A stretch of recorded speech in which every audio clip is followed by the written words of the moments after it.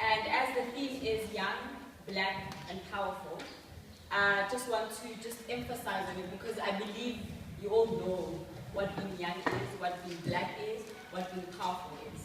So I have my own definition on that, and I'd like to leave it with you and then see where you guys take it.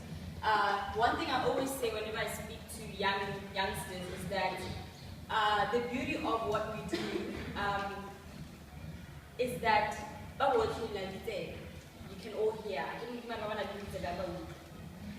But the sadness about it is that only one, if not more, will take what we have to say and apply it in your life. And honestly, I am a testimony of that. So without any further ado, being young. What makes you young is living in the new age.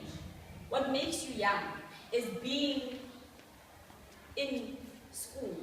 What makes you young is knowing that we're young and let's live. This is the new age. Crop tops, shorts, again, partying, clubbing, alcohol. What makes you young? So there's a different type of young. I can attest to being young, but I don't tell myself that, no, I'm still studying, so let me focus on my studies.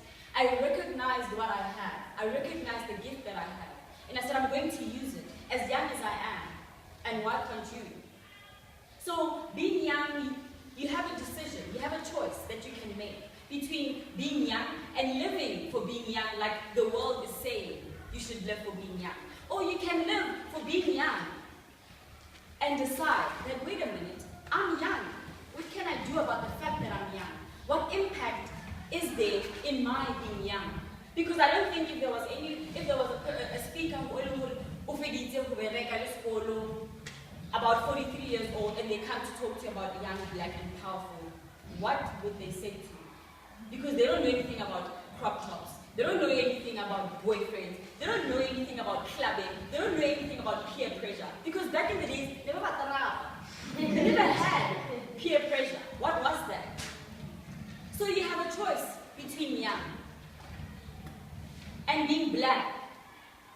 You know, there's a stereotype that I don't like. That, why are you being black? What is being black? Why are you being ratchet? There is this category that where black people are placed. That no, but no one to money. Have you stay somewhere? Yeah, wherever anywhere where there is chaos, it is associated with being black. My definition of being black is my circumstances. There is absolutely no difference between you and a person attending or Crawford private school. There is absolutely no difference between your circumstance and a circumstance that a rich person is going through.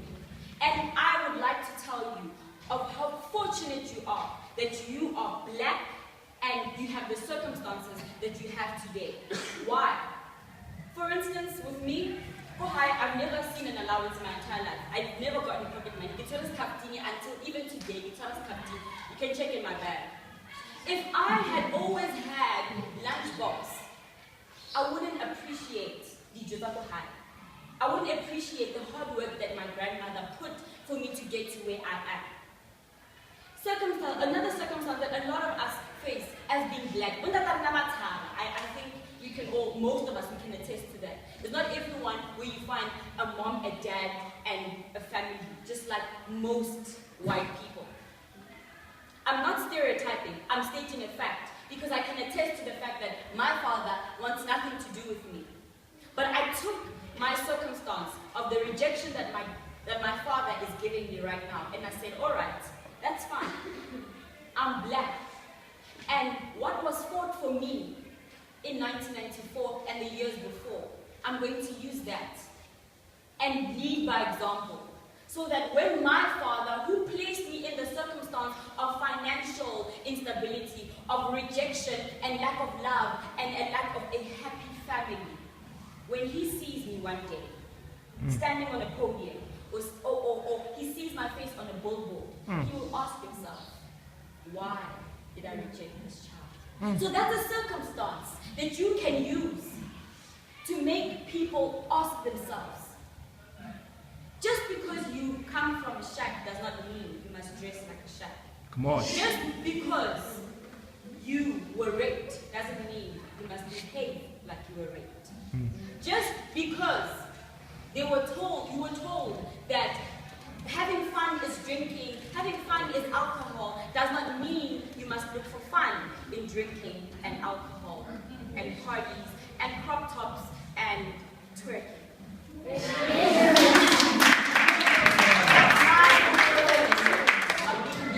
Because I made a decision. I knew my purpose. And I looked, yes, go higher when I leave, but I told myself that no, before my grandmother leaves this earth, I want her to walk around a staircase in the house. I want her, here's a present. I can never because it is automatic, you can drive and go wherever you want. Because I'm black. Because my grandmother never had the opportunity to be in a Mercedes-Benz. Because my mother, even today, is unemployed. Because my mother still doesn't have a car. Because my mother still doesn't have a house of her own today. Those are my circumstances of being black. And I told myself that I will reject partying, I will reject drinking, I will reject going out and flashing what I have at guys just so that I can be appreciated. I looked at my circumstances. Ladies, you don't need eyeliner to feel beautiful. You don't need Brazilian weave. You don't need braiding. You don't need absolutely anything that needs to be added onto you just so you can feel beautiful. Guys, you don't need alcohol. You don't need money. You don't need a girl just so you can be respected. And you don't need to sleep with a girl or make her feel like there is no love in a relationship just because you want to feel like a man. If you want to be young men and young women of power, which is where I'm getting to, you need to recognize who you are. You need to know where you come from. You need to respect where you come from. Because as you are matrix, right? You're going to university and you will be pressured, trust me, you will face challenges that are going to force you to resolve to mediocre. There is nothing sexy about a girl who wants money from a man. Yes.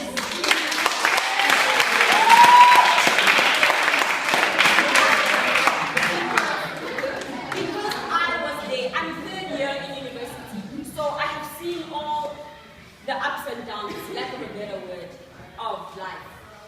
And because I'm telling you that you don't need a weave when you get to university, because you will feel like you need a weave when you get to university.